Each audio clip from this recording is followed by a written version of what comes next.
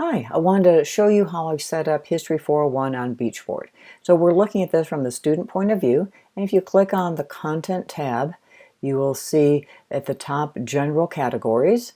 Want to point out my virtual office hours will be by Zoom. They are Tuesday, Wednesday, and Thursday, and you can make an appointment. I will also open up the Zoom classroom about 15 minutes early, so if you want to casually drop in, it won't be one-on-one, but I'll be there for questions or chat. Okay, there's also discussion boards that you can get here. This is our link to our online weekly classroom, so click here and it will take you to the Zoom link. Our required textbooks are listed here. We've got two required ones, one for World and one for US. There also are a lot of books that will help you get ready for the exams, a fairly big part of this class. So here is a general category about each unit and what would work for each one. I also have some online links for a Traditions and Encounter book, for an AP US History book, the Historical Thinking Skills. Strayer's Way of the World is another AP World book that you could use to help get you prepared. Okay, so each week we'll follow a similar format, right? Every module will have a to-do list. There'll be a class lecture section where I'll upload the Google Slides that I plan to use. There'll be readings, our assignments, anything supplemental. So week one will be a little bit different from the others, but let's take a look at week two.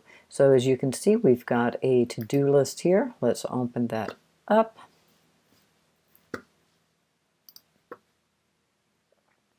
And on each to-do list, there will be the list of the assignments that you are supposed to read, as well as there is a discussion board where I'd like you to make a post. You're pretty much going to tell me how this confirmed, contested, or expanded your understanding of history. Then after you've made your post, you'll respond to at least 3 of your classmates. Every week we'll have a Google form that will build on your historical thinking skills. You're expected to take notes during class instruction. There'll be some kind of exit slip, maybe a quiz, and then each week you'll be studying for the unit exam.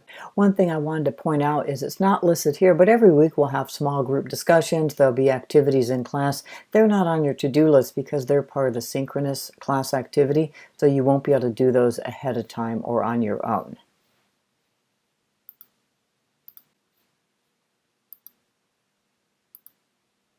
All right, I mentioned the unit terms for the exam. So they are listed here by unit. So let's take a look at Unit 1. Unit 1 has, each of the exams are essay questions.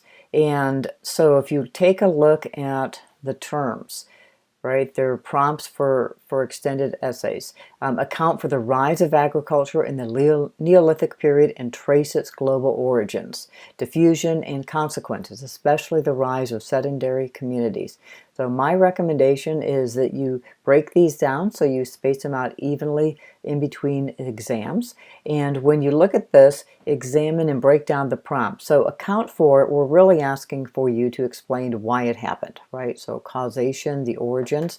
So what led to the rise of agriculture?